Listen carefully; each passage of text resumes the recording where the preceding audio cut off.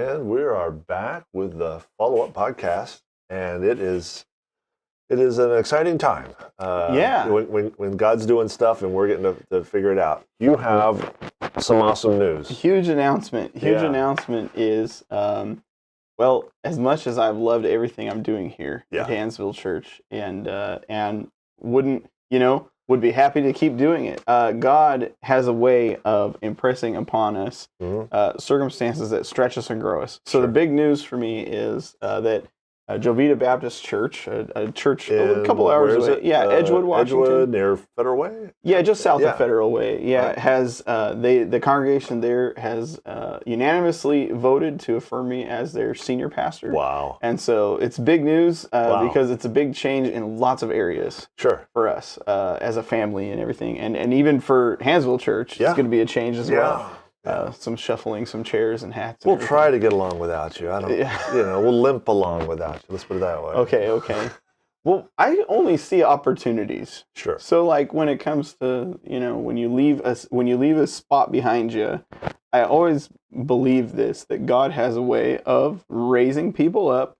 And it might not just be one guy to do the same thing, but it might be multiple people, or it might be different aspects that God raises up to do what needed. Are you saying there's a chain reaction? It could be. Okay. Yeah. One thing propels another. Yeah, but like even in the New Testament, like Christ provided his church with pastors. Yes. Like after he ascended, he gave what the church needed, and I think he still does that. Absolutely. In moving members around. Yeah. So your timeline is pretty fast. Around the corner. When do you start preaching there? Yeah, the next time I'll be preaching there, if everything goes exactly like planned, right? Yeah. May 3rd. May 3rd. May 3rd is the just day. A couple weeks. So green light. Yep. 3 weeks. Yeah. Yeah. Yep. So even in there, like we're not all the way moved, so we're gonna have a little bit of like bouncing so you're back be and forth. In 2 places at once. For a while. If you're in Hansville, you'll probably still see us around. Okay. For a while, it's just until we can get our place landed and everything. So we got a stack of paperwork, to get a place to go and everything. So you're still locking that down, but God has really done opened some doors. Yeah, right. we were looking for an apartment to rent for the first year while we're there, and when we're looking, for the life of us, we could not find like a good, like safe, clean first floor apartment for us with our kids because. Okay, I have kids. I got a bunch of them, and we're just trying to envision this 3 flights of stairs, whole thing of getting the kids out the door. We've got 4 kids and 1 on the way. Right, right. Like the stroller and the stairs. It's just not going to work. So we're trying to like envision this, and every time we would check back for the first floor that we needed, like it just wasn't there. Yeah. And so we like threw our hands up. We went to some other place. We're like, well, maybe we have to go this way. And we went one more time. We thought one more time we'll just check back at the place we want to go. And the guy's like, I don't know how else to call this other than a miracle. Sure. But we have this open for you, and you can secure it today. And it was just like, wow. Ground floor. Yeah, right there on the first floor, like right where we needed it. So really amazing. Enough room? Oh yeah, plenty of room. Okay, yeah. I mean, it's different because it's an apartment, right? Sure. You go from a house to an apartment, there are things that you're not going to have that you are going to have. So he called it a miracle for you to get this place. He called it a miracle, and I'm thinking he doesn't even know like you're I'm pastor or any of this okay. yet. So it's really cool. And then come to meet, like there are other Christian business leaders that are there working with them at that apartment complex who we were able to meet. Oh, really? You got to meet the community. There. Yeah.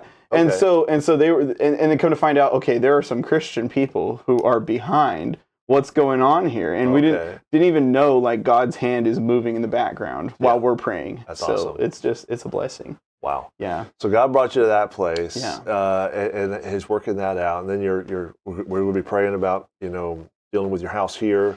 Yeah. Getting you moved out. For sure. You'll be in their apartment there, and then you start preaching there on the 3rd of May. Yeah. Awesome. And there are a few places we can stay in between, right? So family is close. Sure. Down there. Yeah. Right. Yeah. A lot of family around that family, area. friends that are there. Awesome. So it's like we're not on our own in that sense. Yeah. So the process for them choosing you, they ask you a lot of questions.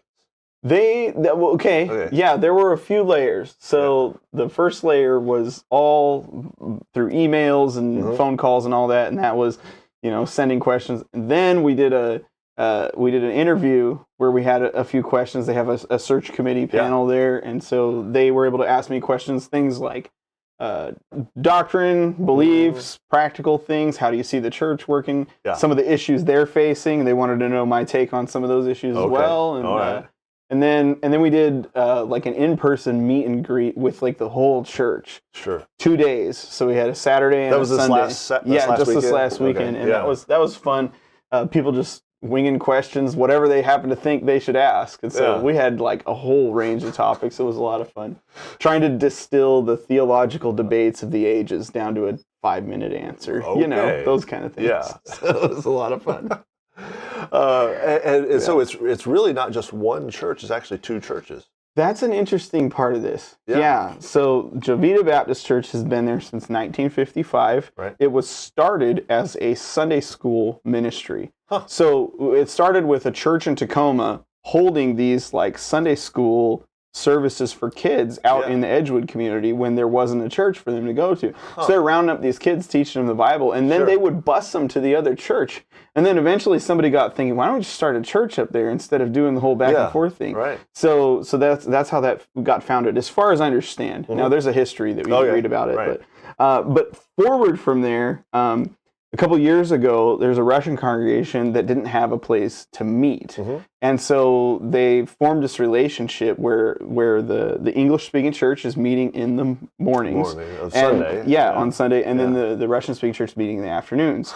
And so there's these 2 congregations, but then the line gets blurry. There's like so much overlap. Right. So you're gonna meet people from the Russian church in the English service. Sure. And you're gonna meet people from the English-speaking church in the Russian service. So it's like becoming like this multicultural thing going on, which is really cool. Because the love of Jesus doesn't have those boundaries like that. Sure. Like when the church is big. You meet another person who knows the Lord, you both know that you both love the Lord, and it totally changes like everything about how you would relate. Wow. It crosses the food you would eat, crosses the hands you shake, crosses all of that. So did you speak any Russian while you were there? I think I spoke like 2 or 3 words. Dog spadang. No. What was it? Spasiba. No. Dobro pожаловать means welcome. Okay. I was able to use that word. All right. The other thing, spasiba, you mentioned, that's like thank you. Yeah, and then I can't remember. They tried to teach me, and I'm not good yet. So it's but fun. you like languages. So, a little bit, yeah. I mean, obviously did you Greek and Hebrew in seminary? You've done some Portuguese and a mission trip to Brazil. Sure. And you were even touching on Japanese when we were thinking of Japan. Just playing with it. Yeah, right. But since this, you probably picked up some Russian. It'll be that way. Okay. Why not? So what will your relationship be to this other church? Their pastor, or I'm not the pastor of 2 churches. I'm the pastor of 1 church. Okay. But in pastoring, in shepherding a flock, like even in Hansville. Sure. Like I'm not just the shepherd of Hansville Community Church. I know this is going to sound crazy to say, but you're shepherding like your neighborhood. Right. You're shepherding the people around you, whoever they are. Maybe they never come to church, but we're still praying with them. Yeah. We're still, so. Okay. So in that sense, there will be shepherding over both. So the common activities, you're going to be involved in that. You're going to be working closely with them. And there's a preschool beyond that. Yeah. Is that associated with Jovita or the other one? That's the Jovita Baptist Church preschool. So you got to oversee that too. Yeah. And there's a great director there. Holly's doing a great job directing that preschool and everything. Okay. So like in that sense, the weight's not even really on my shoulders for that to just like propel it forward because it's functioning without me. Almost independently. Don't break it, right? That's how I feel about it. That won't fix it. Yeah. And working closely with the pastor of the Russian church, Pastor Andrei. Okay. Lysitsyn. He's been there. He's like a carpenter, and they do like a lot of construction and stuff. So he's like very knowledgeable about that. Huh. And then he also preaches on Sundays. There's several young men in the Russian congregation who get up and preach, which has been a blessing to see them grow. Yeah. Okay. All right. Yeah. Well, it just sounds like a really exciting turn of events. Sure. For you yeah, guys. Absolutely. So Ira is excited. Oh yeah. Kids. She's gung ho about it. The kids are excited about it. I asked them, we're looking at apartments. Which playground's better? And they were like, oh yeah, definitely this one. Like they knew which one. What is it? My kids. I said we're going back to. We're gonna go back visit this church. They said, was that the church with the rainbow windows? Because they have all this stained glass. Right. So my kids remember it. It's just funny. Okay. Yeah. Well, let's switch gears. I wanted to talk about your sermon on Sunday. It's online, and we'll link it in the description below. Yeah, very cool. And you were preaching in John chapter 4. Yeah, John chapter 4, coming off of the ministry of Jesus in Samaria. So he's on his way back from Judea. He's been at a feast in Jerusalem and had some confrontation there. And as he's passing through, he passed through Samaria. Yeah. Lots of people come to believe in him there. And then he gets back to Galilee. And as soon as he gets to town, there's a guy this was you dropping into their series. They were already going through these passages, and you were allotted that. As a church, like lots of different preachers have had their hands on this series. Yeah. So we're getting through John. There have been interim pulpit supply guys coming in, filling in on this series. There have been Russian pastors and speakers. There have been people from the English congregation stepping in. It's been amazing. And the wild thing about this, people are coming to Christ. Amazing. Joining the church, getting baptized, in the middle of all this going on. Yeah. Like, it's like, I almost don't even want to, mess it up. Maybe we keep this going. This whole rotation thing, right? Yeah. Well, very cool. You never learn any subject so well as when you have to teach it. True. That's true. Yeah. I mean, because you have to absorb it, and you not only have to absorb it, understand it, and be able to communicate it. So. Yep. So Jesus he's heading into his hometown, the same area where he grew up. Galilee. He's gonna be in Cana, which is kind of across the way there. And it just struck me, this place where you're going is not far from where you grew up. Coincidentally, I didn't even think about that. Okay. There's all kind of meaning for me in here. That maybe I thought about a little bit, but I didn't make it part of the sermon. Sure. It's just occurring to me as I'm looking at this. Yeah, you're not I'm not comparing you to Jesus. I'm just saying. Yeah. You're coming into your hometown. But as a prophet, right? Like as a minister, you still have the same. Yeah, that's interesting.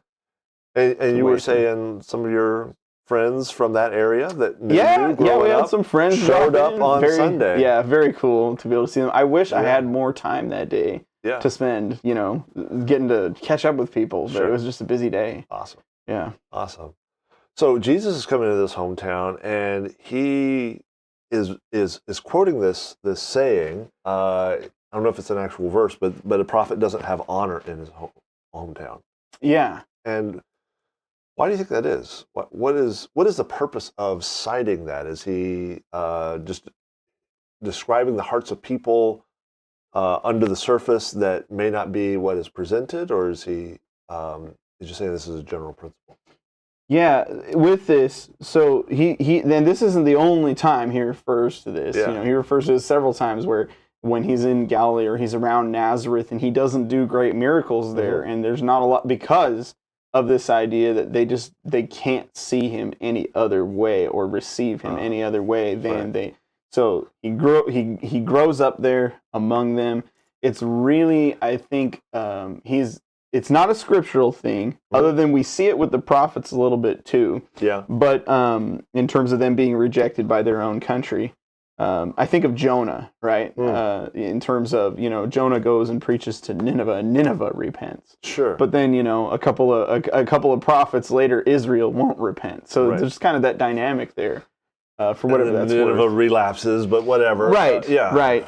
Yeah. So there's kind of that general principle, maybe even human nature and familiarity with the person that might be a barrier to them listening to this person for whatever reason. I'm not sure. So seeing him as a carpenter's son, that grew up. Well, I know you said you were yay high and all that stuff. That may be a barrier to seeing him as a scripturally authoritative person. Well, even to seeing him as who he's claiming to be, the Messiah, and as claiming to be the Son of God and everything, there's this assumption. We know, it comes up in another chapter, we know that you are, Mary and Joseph's son. Like, who are you to stand up in our synagogue and claim this? Yeah. That was one of the times he gets kicked out of the synagogue. Yeah. So it's definitely a volatile situation to drop into. That's and say, all the way back in Nazareth, or when he went really home. Yeah. And it's we're coming here and we're shaking things up from the way they've always been. Okay. And that's a challenge to wrestle with. So Jesus enters this environment where he knows people won't believe, won't have honor for him, at least in a messianic sense, and yet he finds both a welcome from them and a true believer, someone who really does see him for who he is. I would even slow down on the welcome bit, because even though they're welcoming him, and he's got this knowing that a prophet's not going to be received well in his own town, and the Galileans are welcoming him, even in that, it's more of a superficial welcome that's happening there. So he had gone to Jerusalem and he had confronted like the establishment and the leaders, and there's a couple times where it mentions things like him cleansing the temple and disputing with the leadership of Jerusalem, these kind of things.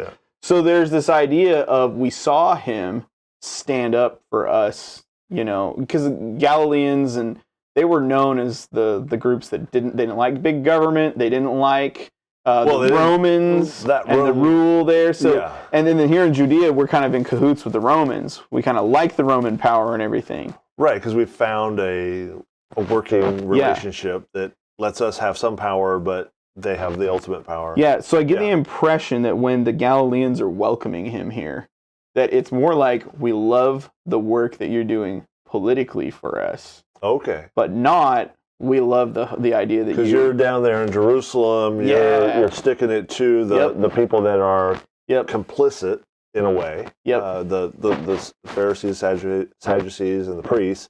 You're sticking it to them. We like that. We like the miracles we see you doing, because that indicates, like feeding 5,000. What army wouldn't want that at their back? Yeah, and that's yet to happen in the story. Right. But you're still along the same line. I use the wine thing because this is in the same area as the wine. Turning the water into wine. That's they do know about that. Well, I don't know if it's well known at this point, because it was kind of kept on the down low a little bit. Well, I mean, John mentions it in the lead up to going there. Right. So maybe there's this idea that Jesus can work. Yeah. And that's kind of why the news is spreading, right? Jesus did miracles here before, and this guy's expecting Jesus to do more miracles. Yeah, he came to Galilee, and the Galileans welcomed him, having seen all that he had done in Jerusalem at the feast, and they too had gone to the feast. Yeah, so there's a whole entourage going there and coming back. Oh, and then, so he came again to Cana in Galilee, where he had made water to wine. So right. It was the same kind of neighborhood, which probably made some waves. But at the same time, like when we read the miracle of water into wine, we remember that the origin of that wine was not really well known to the one who's running the feast. He's like, why did you save the best for last, right? So he was really on the down low for that first miracle. Okay. For sure. Yeah. And this is his second public miracle with the son of the royal official. And even this one's not really that public because the guy's like asking. It's almost like not a throwaway, but it's almost like that's taken care of kind of thing. Because he was busy, it seems like he's busy talking to the people in front of him. Yeah. And this one guy comes up, asks him something, and he's like, go your way, son is healed. Yeah, right. And it's an answer to the man who's coming there, and he wants Jesus to come to his house to heal. And so it's definitely, there's a need that's there, and it's persistent, and the guy keeps pestering. It's almost, this is the weird way when you first read it. It's almost like Jesus is saying, you won't believe unless you see it happen, and then he tells them, just get out of here. Everything's gonna be fine. Right. That's almost how it feels in the moment if you're not catching what he's actually saying. It's almost like he's making a point to the Galileans that their underlying lack of faith is not going to be rewarded with signs and wonders. He says, I'm not going to do that for you. And so he's he's like still cares for this man's son and his faith, and so he takes care of him almost in a little side quest to see that happen. The side quest, yeah. Yeah, well, and that's where it's important in verse 48, because the you there is plural. So he is speaking when he says, unless you see signs and wonders, you won't believe. Right. He's speaking to everybody present, because otherwise you get this conflict. Like, why did he say this? You won't believe unless you see. And then the guy believes and goes without seeing. It seems contradictory. True. So it's almost like a play on the story. He's saying, you won't see unless you believe. And he's saying that to all the audience. But then for this one guy, he actually does believe. Yeah. And then goes and sees. So this whole believing without seeing theme, that's going to come up later in John. Sure. This is kind of one of the first places where it shows up. Believing without, yeah, it was the whole, we saw this in Mark, the whole eyes to see, ears to hear, is all about opening eyes and ears to be able to see the things that he's showing them without, doing a work right in front of them. Mm-hmm. Yeah. Yeah, like kind of under the surface. And it's real faith. Yeah. Real faith. Along the lines of those who are born of the Spirit, it says the wind blows where it wants, but you can't see it. Mm-hmm. You can't tell where it's going. That's the invisibility of this. Wow. Yeah. So you were using a theme of chain reaction. So right. What is the chain reaction that we're looking at in the story? So there's a progression that's happening here. Okay. Guy comes to Jesus and he has a need, right? His son is sick. He needs healing there.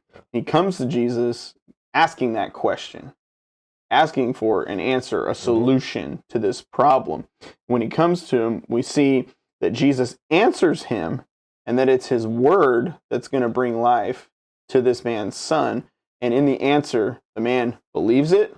He goes, and after he goes, he sees, and after he sees, then he believes and his house. Wow. So there's actually two stages of belief happening here in this story. And so there's him and then everybody else, everybody attached to him. Yeah, but what I even say, saying? Like initially, he believed what Jesus said enough to go check it out. But then once he checks it out, he believes Jesus in a whole different way. Yeah. That it's a personal faith in Christ that he has at that point. A lot of people are too afraid to look at something that might disprove their view of the world. Yeah. And he was not. Yeah, and it's this one barrier of getting over this barrier of unless you see, you won't believe. Getting over that barrier is I'll believe what Christ said enough to go check it out. Yeah. Just enough to, and it might not, for like a lot of people, it might not be, okay, do I believe, do I have to believe every single word in this Bible in order to come to Christ? You know what? It actually starts with just believe one word in here. Just start there, right? And see where it leads. Yeah. Because it doesn't have to be this whole thing. Like, I don't have to eat the elephant with one big bite. Well, I mean, Jesus talking about suffer the little children to come to me. Right. And then walks away and saying, unless you have faith like a child. Right. Yeah. It's like it's like lighting a match and touching it to the fuse. Sure. Your match doesn't have to power that rocket all the way. Yeah. Yeah. You don't have to light every single inch of it. Or it's like compared to, some people say, faith simple enough to just turn the key to start the car. You don't have to be an engineer and know how to build an engine to start a car. Sure. Anybody can start the car, That's fantastic. Yeah. That's fantastic. So I wasn't able to listen all the way to the end of your message. So where does this end up?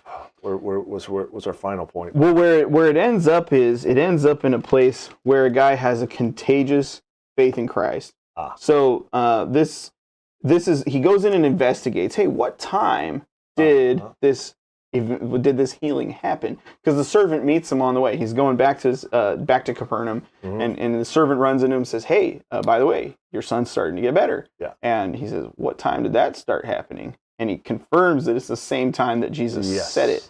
So that's like, okay, I believe Jesus' word enough to go check it out. Yeah. I go check it out. Turns out it's legit. Yeah. Now that it's legit, this has implications for me and my family. So he's able to say, that's the exact moment I talked to the teacher, and he said my son was forgiven. He said it from far away. And it's not like he was able to, sprinkle some powder or throw something on him or do anything. It was just his word was enough to heal myself. And I didn't even get into the wirelessness of all this. Well, yeah. That Jesus can do this all over the world for all the people all the time. Sure. I didn't even get into that, but we could have. But it says, and he himself believed in all his household. So this faith, like once you chase it down, it doesn't just stop with you; it spreads to other people. Oh. And so the terminus of this whole discussion is, what is that one thing stopping you from taking that first step? Yeah. What's the thing holding you back? And some of them are like different objections that people might have, like, I don't know if I agree about, maybe it's a political issue they don't agree about. So they say, well, I can't jump in on this until I'm on board with the political implications. They might say, well, the consequences of all this. I know I'm going to have to give something up, and I don't relational. I'm going to have to lose friends. Right, that's a consequence. Sure. Yeah, there are other barriers that they might run into, such as the unknown. Maybe I don't know what will happen if I take that first step. Scary. Where is this going to end up? And when God's driving, I'm not driving. That's scary. So... And you like being in I want to be in control. Right, sometimes it's about control. I want to be able to guide this thing. And so the place where we end up is, what stops you from taking that first step? We got to deal with that to take that first step, because once you take the first step, those other things are going to fall in place. So the chain reaction will end up not only changing your life, but changing the lives of people around you. That's right. Cool. Yep.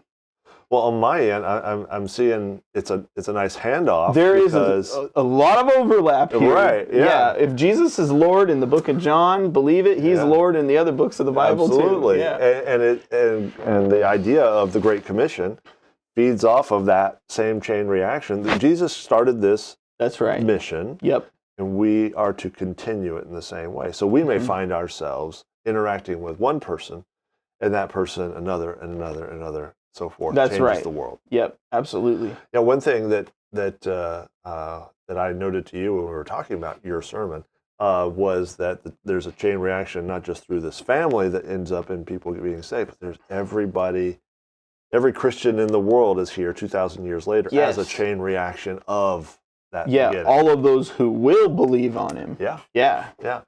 And then we are a stage in the chain reaction to all the people who will believe after us. Yeah, absolutely. So that's the Great Commission right there. Totally. Yeah, and getting into the Great Commission. So we're looking at this series that's going here at Hansville Church, and it looks like we're kind of structuring the topics of where we're going based on the Matthew 28, 19 and 20 Great Commission. Yes. Where it talks about we're starting with all authority being given, and then there's the go element, and then there's the make disciples and all authority. Yes, because often that doesn't get cited, and that really just struck me as the reason why we can go, the reason why we can make disciples, the reason why we can teach and baptize, is based entirely in the authority of Jesus. Right. Right. So we're getting into this having authority, and this is all based in the authority of Christ. So what kind of authority are we starting out with as our basis?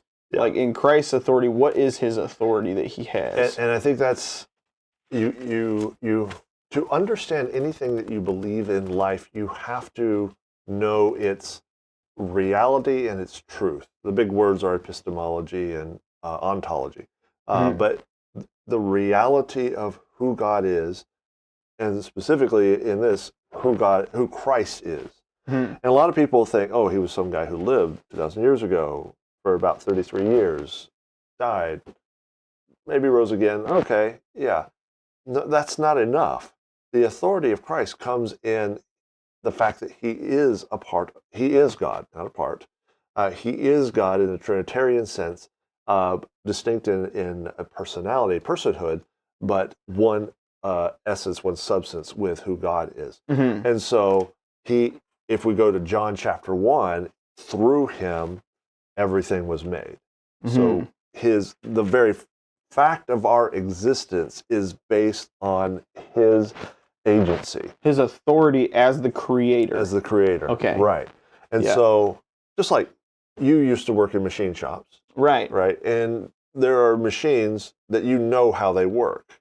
you didn't make them per se, but you really know them inside and out. And so you could say, I am an authority on that machine. Well, to that degree. Here's where I would put the authority part. Okay, is once we reach the edge of our knowledge about this equipment, eventually we're going to make a call to the manufacturer, who really knows the machine. And if you really narrow down, you might actually talk to the inventor. Okay, or engineer. There were a couple machines that I worked with. Where we had to call the guy who made it. To come out. Okay. A couple. Right. Okay. Yep. And I think that's true for us as human beings. Sometimes, many times, if not all the time, we have to go to the manufacturer. We have to go to the inventor of all of this. And he is authoritative to tell us what is right and wrong for us because he made it. He designed it. How it's supposed to work. Yeah, he knows how it's supposed to work. Right. Yeah. So when we talk about the authority of Christ, that's one side of it. The other side of it is the redemptive authority. So having destroyed death and having made a pathway for redemption. So there is a way to follow the authority of Christ. It's not just that he knows a bunch about us, it's that he also is the leader through the gap that exits from self-authority into the kingdom of his authority. So it is not just about the fact that he knows what he made and he knows everything about it, but he also knows where it needs to end up and how it's going to get there. And he's gone that direction. He knows all the way from the beginning to the end of that road. So it's not just the starting point, it's the whole story. That's great. And he will be faithful to bring it to its conclusion, both your maturity and your personal eschatology, your personal journey from this life to the next, but also the whole world. So the end game of it. Yeah, interesting. And you bring up the word eschatology. Maybe that'll get more important as we talk about I think this. it will. Yeah. Maybe it will. You talked about the Great Commission and having authority. It's kind of a governmental type of a term, this idea of an authority. Like in Ephesians, the verse you used, I think it even has this idea of like a throne.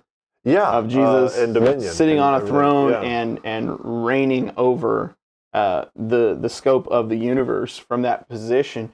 Does that mean that the church's mission is a governmental mission? Because look at the word church, right? Ecclesia. The Greek ecclesia was the governing body of a Greek city-state. So is there some governmental overlap between what the church is supposed to do as its commission?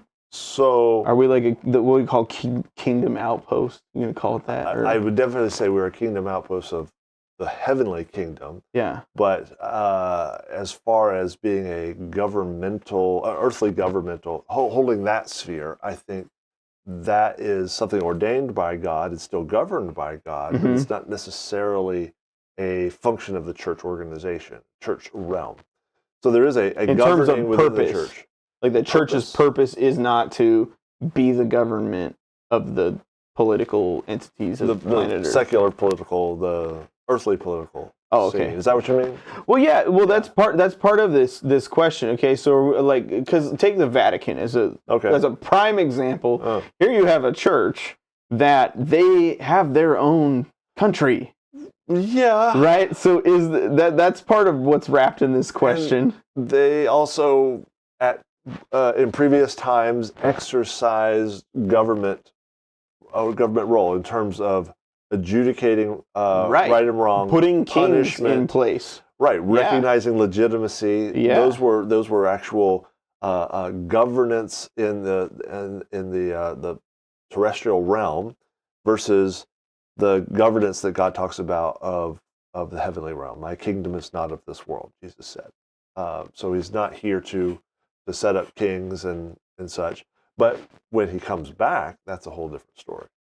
Oh, okay. So in terms of governing, that his governing is from heaven, and his government is mediated through the church to the world? Is that how this flows? Because you're talking about authority and commission. So when I think of like someone who's commissioned, I'm thinking the king's decree, and then all these guys are given authority to go carry it out. It's kind of like I think there is authority over the individual's heart. Okay. So a lot of times people, if you talk about authority in the church, they're like, okay, how does the church exercise power over the congregation. And I really think it's so much more about pointing to who God is and what he says to his people, and then their relationship between them and God is what's on the table. If you don't want to see your local pastor going down the street with a whip, going, "Oh, I see you're over there speeding, and I'm going to whip you 9 times." It's funny you mention that, because in the Puritan congregations, I seem to remember this historically, that they had this guy who would run around with a long stick and a feather or something, and he would wake people up who fell asleep in the middle of church. A beetle. Isn't that funny? So it had like a weight at the end of the stick and a feather. Yeah. And if you were a guy, you got bopped with the beetle. Oh, no way. If you were a woman, the feather tickled you awake. That's so funny. Kept you from sleeping. So if you're a guy, like, you deserved a little extra punch there. That's right. Yeah. Well, they're more hard-headed. That's funny. Yeah. That is hilarious. Yeah. So that's not what we're talking about. No. In terms of earthly authority, I think God does have authority over our hearts, and he also has the right of punishment, intervention, all that, because he chastens those he loves. So if you stray, and this is what I was kind of getting to in this, is that the command of the Great Commission is not a suggestion; it's a command. And if the boss looks at his servant who has said, "I'm with you, God. I am on your team. I am in the kingdom. I am your servant. Direct me where you want to go," and he says, "Go," and you don't go, you say, "Well, I'll get to that. I'm busy working on this career decision, this romance decision, all these other things." Yeah. He's going to work in those circumstances to get you back on track. Yeah, or more often, or not a career decision or a romance decision, more often than not, he's calling us to go, and it's like, I'm too busy having fun, being entertained, I got this vacation, I got all this stuff that I want to do, like, the bucket list is taking priority too. So, like, put the Great Commission on your bucket list, right? Like, why not? Like, let's just get to that. Put it all in there, hey. Fill up the bucket. You can go to Hawaii and preach on the beach there. Mission trip to Hawaii. Oh, that'll go great. Yeah. Yeah, of course. Okay. So it's important distinctions I think you made. I'm going to try and restate them clearly. Okay, Jesus gives the keys of the kingdom, but that doesn't make us the king. No. He's the king still. Right. It's still his kingdom. But we have responsibility to go use those keys and do things. Okay. All right. Yeah. Set the captives free. Yep. Yeah. Okay. Very cool. Very cool.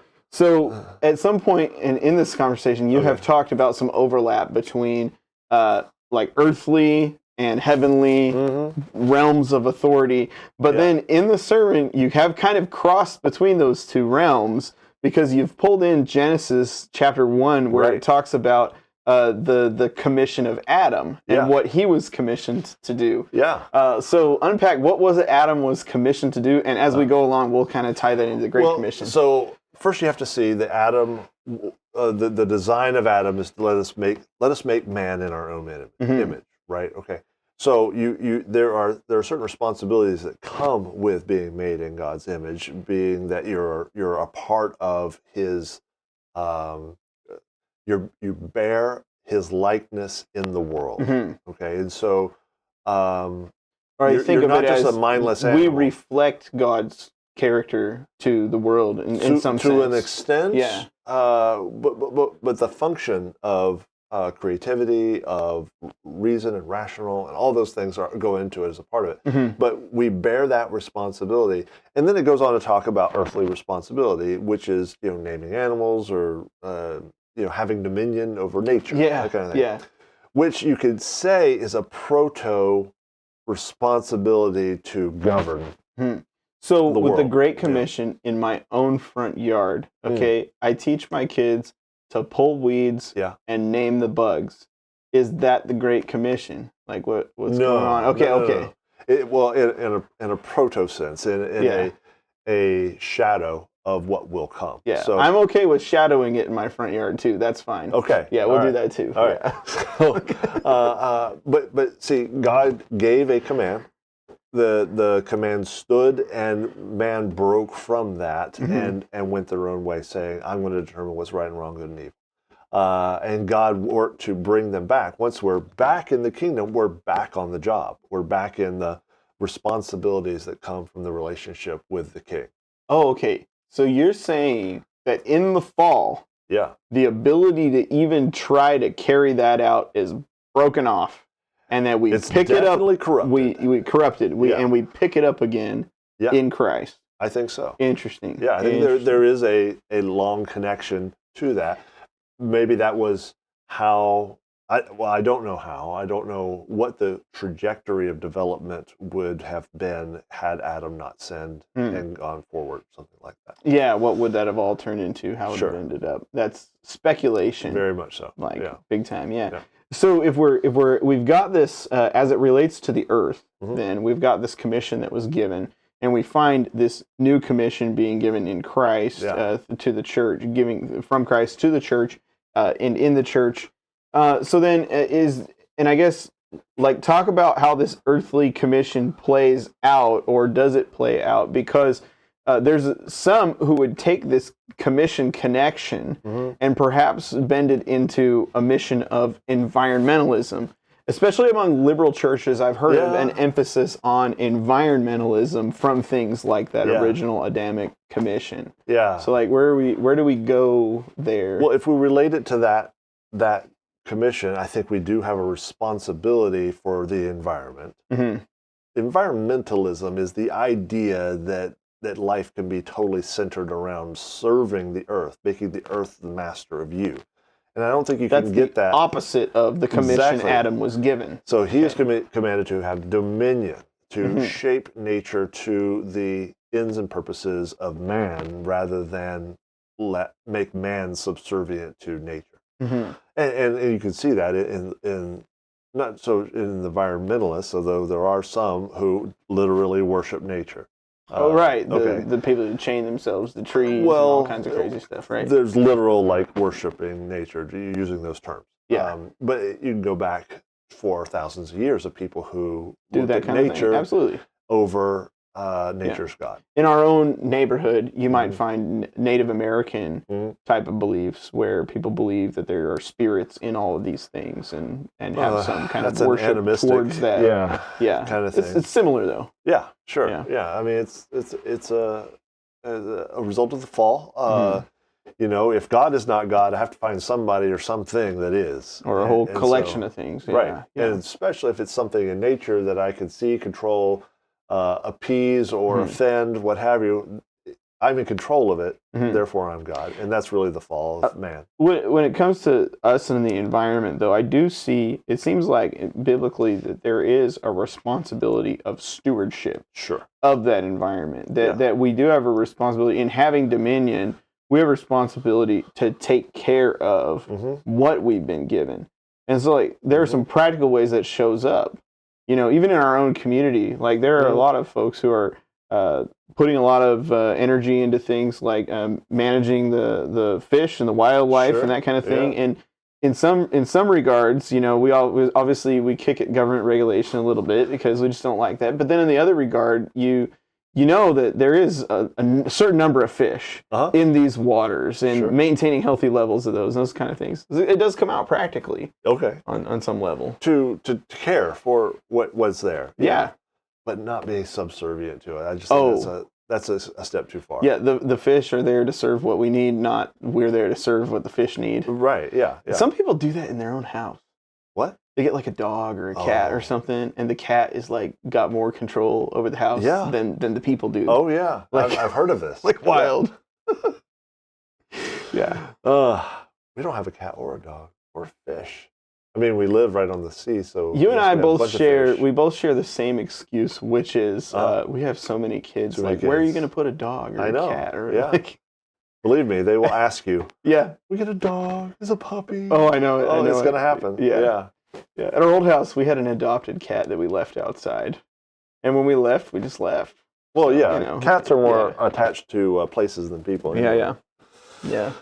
Okay, very cool. Okay, so environmentalism is not the Great Commission, but there seems to be some human responsibility that continues on towards stewarding the creation. But until we're in Christ, that's all going to be corruptly or or partially fulfilled, not complete. That kind of like how we're looking at that whole swing of things. Well, the Great Commission adds the layer of bringing people back into relationship with God. So go, bring them in, make disciples, teach them what I've taught you. That being a part of it. So there's a reclamation side to the Great Commission that's not there in the original Commission of Dominion in Genesis. Yeah, and some of this theology, I think maybe the first time I've made any kind of connection there was reading through Greg Beale's Biblical Theology of the New Testament. He draws that whole arc of having dominion over the creation through the whole story of the Bible, and traces that as a theme that ends all the way into eschatology, which is where we end up. You talked about how God has this mercy towards our human suffering that's a result of the fall, and that in an eventual process, he intends to eliminate that through what Christ is going to accomplish in some kind of a new creation. So is this, is our current creation really, is that dominion our commission, or are we looking for a new creation? Or how does that process go from where we are to where we're going?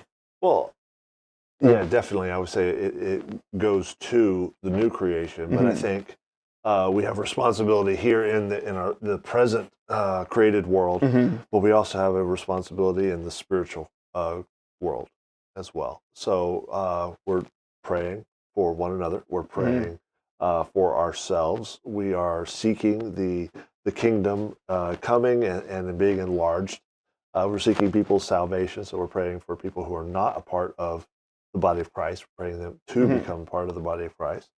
Healing, so this prayer, this conversation with God, and this looking at the world through a spiritual lens, and seeing our being the hands and feet, the servants of the kingdom, as a part of that. So are you saying that the new creation is first and foremost a spiritual concept?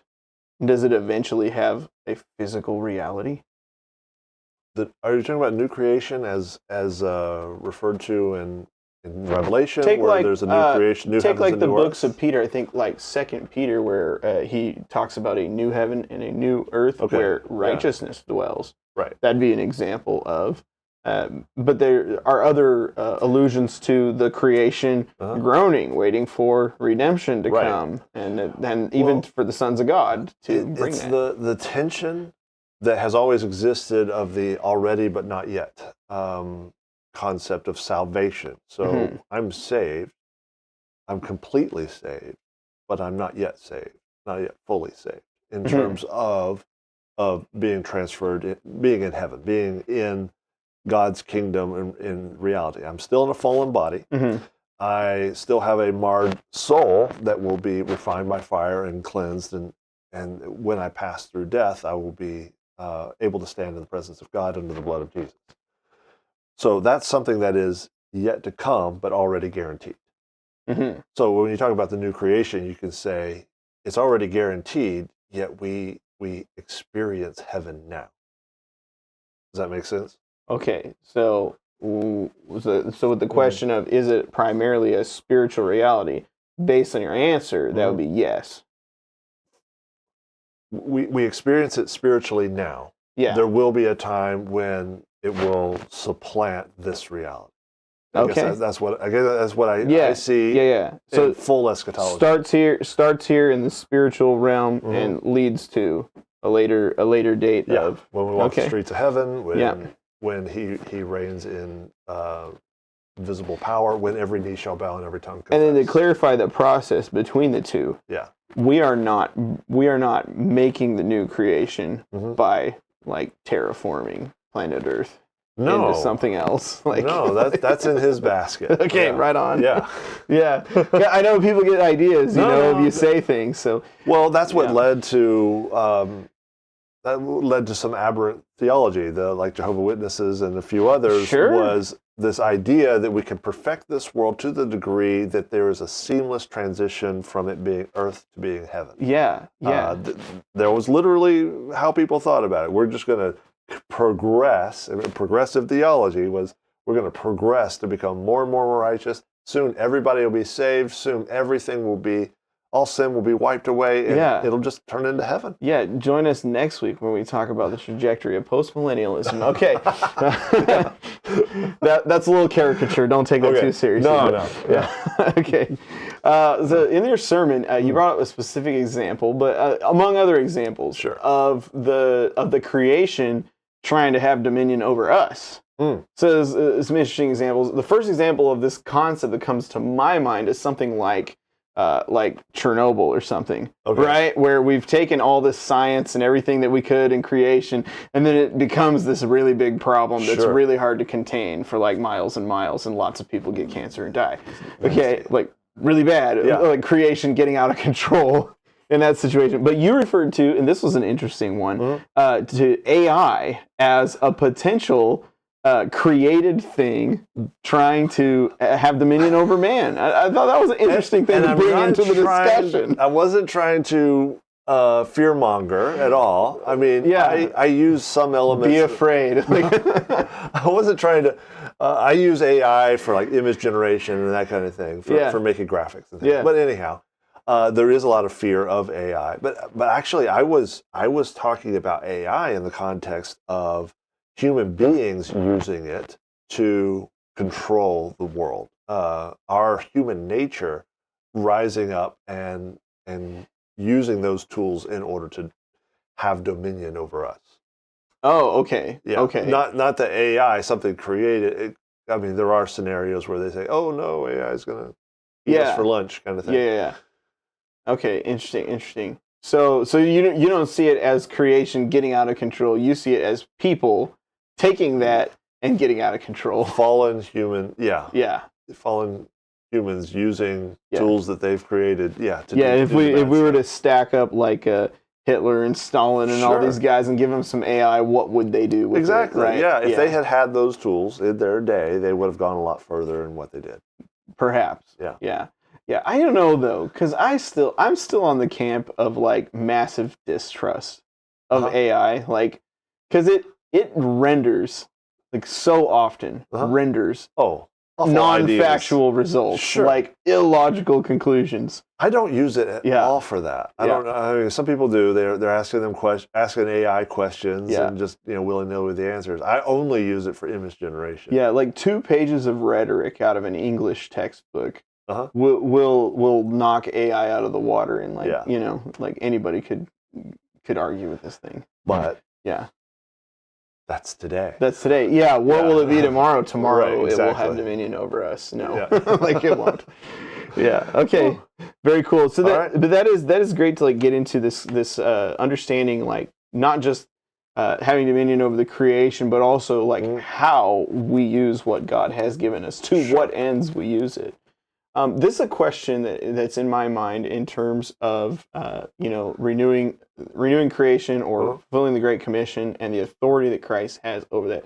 Are there implications to the idea that when Christ has authority over us and our lives, that it will tend to improve the human circumstances in a particular area as we submit to Christ? Like I know this is like dangerously close to prosperity gospel kind of thinking, but at the same time I'm tempted because I see like Chick-fil-A, right?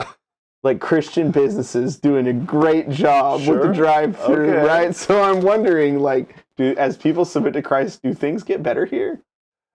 Yes and no. Oh man. Okay. Well, so like from the beginning at Jesus' birth, peace on earth, goodwill toward man. And people go, there is no peace on earth. Yeah, right. Right. So, and Jesus saying, I didn't come to, unite people. I came to bring a sword. Right. To divide this one from that one. All that. Oh, he's so divisive. Okay. So coming to follow Christ may put you in a place of opposition to those who don't want to follow Christ. May put you in a sideways relationship with those who are making money by people not following Christ, who have power because of that. And so, yes, your life certainly the early Christians being persecuted, thrown to the lions, burned at the stake, all that kind of stuff, experienced a lot of discomfort as a result of following Christ, but their life was better. Yeah. Because they had Christ in it. What I'm hearing is that when Christ comes, initially, we're going to have to upset the rotten apple cart. Yeah. But down the road, there will be a lot of apple trees, and that'd be great. That's right. Okay. All right. Yeah. I know that's probably not the best way to make it clear. But, okay. But that's how I think. So, yeah. So in other words, it's going to be like when Christ comes and has authority in an area, at first there's going to be some pain at like, let's get rid of the things that we're not really supposed to be doing anyway because they're hurting everybody.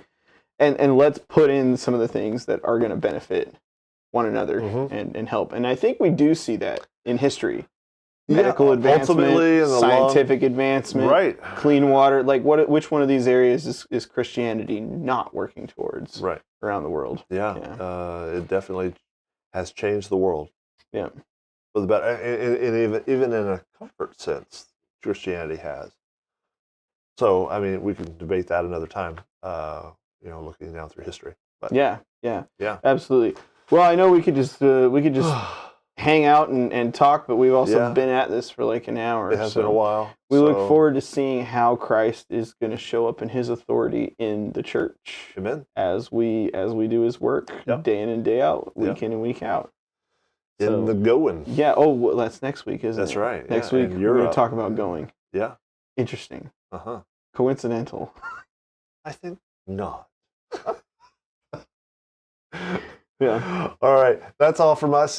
Here, the review. No, this is the follow-up podcast. This is the follow-up podcast. The review is our weekly announcements. Anyhow, the follow-up podcast, we thank you for being with us. As always, if you have any questions, put them in the comments below. Give us a like and subscribe, and share to all your friends. We love you guys. We'll see you very soon.